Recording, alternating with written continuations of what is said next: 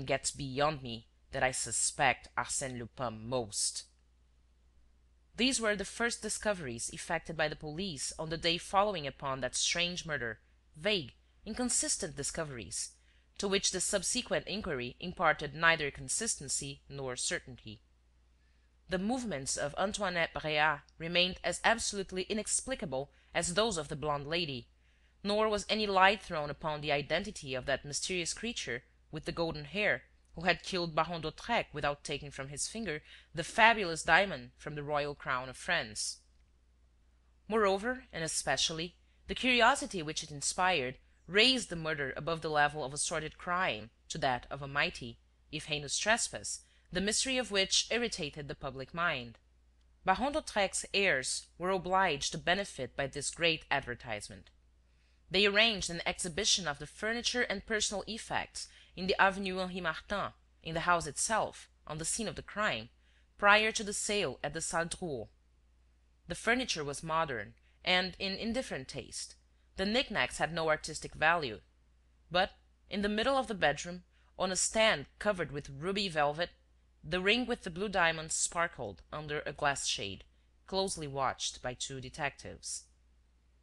It was a magnificent diamond, of enormous size and incomparable purity, and of that undefined blue which clear water takes from the sky which it reflects, the blue which we can just suspect in newly washed linen. People admired it, went into raptures over it, and cast terrified glances round the victim's room, at the spot where the corpse had lain, at the floor stripped of its blood-stained carpet, and especially at the walls, those solid walls through which the criminal had passed. They felt, to make sure, that the marble chimney-piece did not swing on a pivot, that there was no secret spring in the mouldings of the mirrors. They pictured yawning cavities, tunnels communicating with the sewers, with the catacombs. The blue diamond was sold at the Hôtel Drouot on the 30th of January. The auction-room was crammed, and the bidding proceeded madly.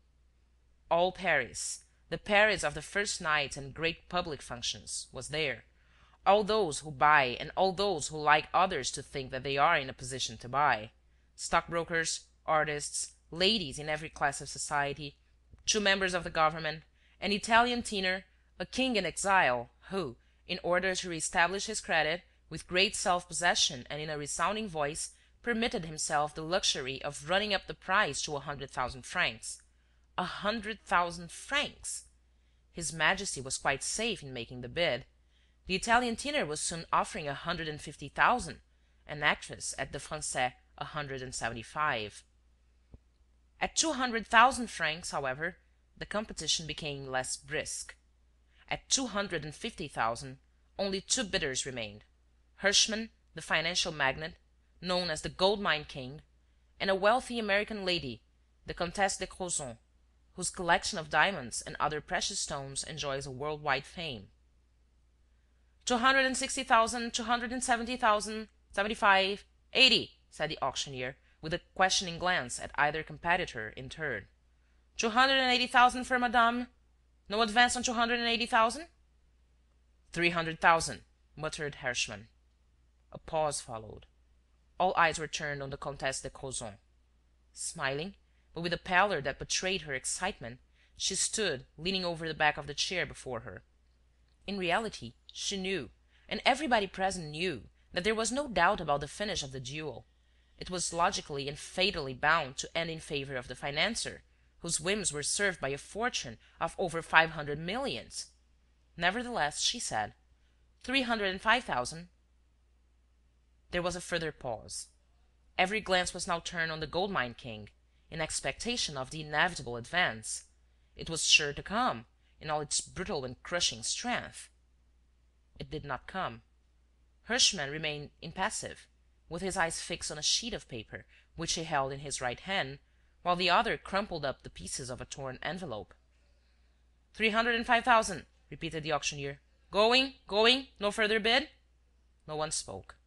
Once more, going, going? Herschmann did not move. A last pause. The hammer fell. 400,000! shouted Herschmann, starting up, as though the tap of the hammer had roused him from his torpor. Too late.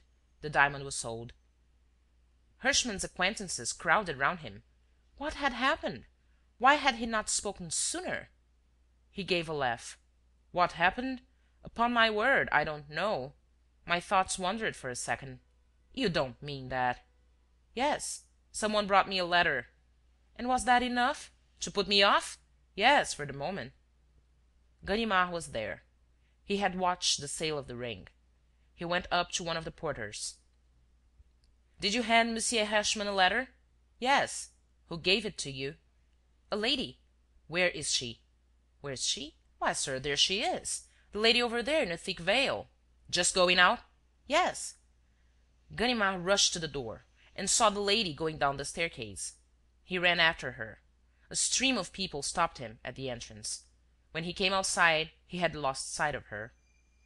He went back to the room, spoke to Herschmann, introduced himself, and asked him about the letter. Herschmann gave it to him. It contained the following simple words, scribbled in pencil and in a handwriting unknown to the financier: "The blue diamond brings ill luck. Remember Baron d'Hautrec." The tribulations of the blue diamond were not over. Already famous through the murder of Baron d'Hautrec and the incidents at the Hôtel Drouot, it attained the height of its celebrity 6 months later. In the summer, the precious jewel, which the Comtesse de Crozon had been at such pains to acquire, was stolen. Let me sum up this curious case, marked by so many stirring, dramatic and exciting episodes, upon which I am at last permitted to throw some light. On the evening of the 10th of August, Monsieur and Madame de Crozon's guests were gathered in the drawing-room of the magnificent château overlooking the Bay of Somme. There was a request for some music. The countess sat down to the piano, took off her rings, which included Baron d'Hautrec's, and laid them on a little table that stood beside the piano. An hour later, the count went to bed, as did his two cousins, the Dandelles, and Madame de Réal, an intimate friend of the Comtesse de Crozon, who remained behind with Herr Bleichen, the Austrian consul, and his wife. They sat and talked, and then the countess turned down the big lamp which stood on the drawing-room table. At the same moment, Herr Bleichen put out the 2 lamps on the piano. There was a second's darkness and groping. Then the consul lit a candle, and they all 3 went to their rooms. But, the instant the countess reached hers, she remembered her jewels and told her maid to go and fetch them. The woman returned and placed them on the mantel-piece. Madame de Crozon did not examine them, but the next morning she noticed that one of the rings was missing, the ring with the blue diamond. She told her husband. Both immediately came to the same conclusion. The maid being above suspicion, the thief could be none but Herr Bleichen. The count informed the Central Commissary of Police at Amiens, who opened an enquiry and arranged discreetly for the house to be constantly watched, so as to prevent the Austrian consul from selling or sending away the ring. The chateau was surrounded by detectives, night and day. A fortnight elapsed without the least incident. Then Herr Bleichen announced his intention of leaving. On the same day, a formal accusation was laid against him. The commissary made an official visit and ordered the luggage to be examined. In a small bag of which the consul always carried the key, they found a flask containing tooth-powder, and, inside the flask, the ring. Mrs. Bleichen fainted. Her husband was arrested. My readers will remember the defense set up by the accused. He was unable, he said, to explain the presence of the ring, unless it was there as the result of an act of revenge on the part of Monsieur de Crozon. The count ill-treats his wife, he declared, and makes her life a misery. I had a long conversation with her, and warmly urged her to sue for a divorce. The count must have heard of this, and revenged himself by taking the ring and slipping it into my dressing-bag when I was about to leave. The count and countess persisted in their charge. It was an even choice between their explanation and the consul's. Both were equally probable.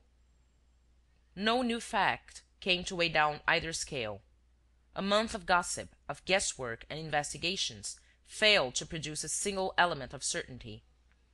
Annoyed by all this worry and unable to bring forward a definite proof of guilt to justify their accusation, Monsieur and Madame de Crozon wrote to Paris for a detective capable of unraveling the threads of the skein.